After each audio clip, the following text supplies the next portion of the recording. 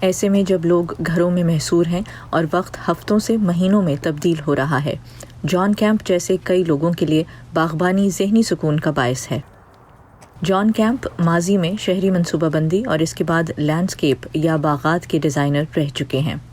وہ اپنے باغ میں تو کام کرتے ہی ہیں، ساتھ ہی ہمسایوں کے باغات کا خیال رکھنے میں بھی انہیں مزہ آتا ہے۔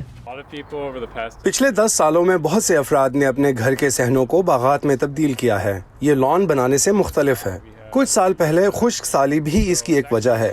اس محلے میں گھوم پھر کے اچھا لگتا ہے۔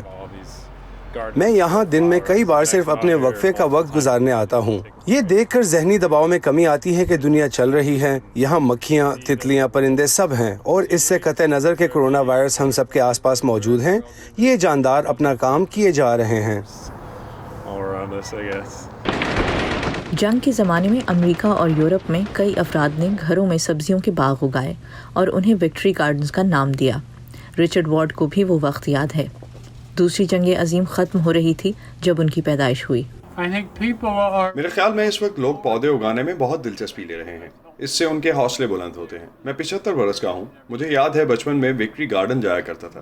شاید ہفتے میں 2 بار باغ کی دیکھ بھال کرتا تھا۔ اس سے وہ سب یاد آ جاتا ہے۔ زراعت کا حصہ ہونے کے باعث پودوں کی نرسریز کو انتہائی ضروری کاروبار قرار دیا گیا ہے، اور اسی لیے کیلیفورنیا میں بہت سی نرسریز اب بھی کھلی ہیں۔ ان نرسریز کی سیلز میں تبدیلی آئی ہے۔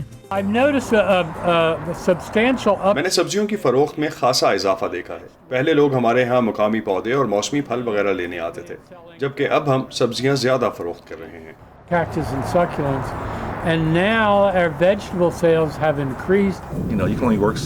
ایک طرف آپ بہت کام کرتے ہیں اور اب آپ گھر پر ہیں تو کچھ تو کرنا پڑے گا۔ آپ باہر نہیں جا سکتے، ایکسرسائز نہیں کر سکتے، تو ایسے میں ایک بہترین متبادل باغبانی ہے۔ ذہنی دباؤ ختم کرنے میں کافی مددگار ہے۔ گھر پہ رہنے سے اسٹریس بڑھتا ہے۔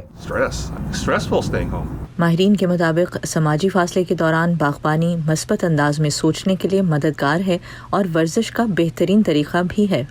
ڈیانا میچل کے ساتھ نخبت ملک، وائس آف امریکہ۔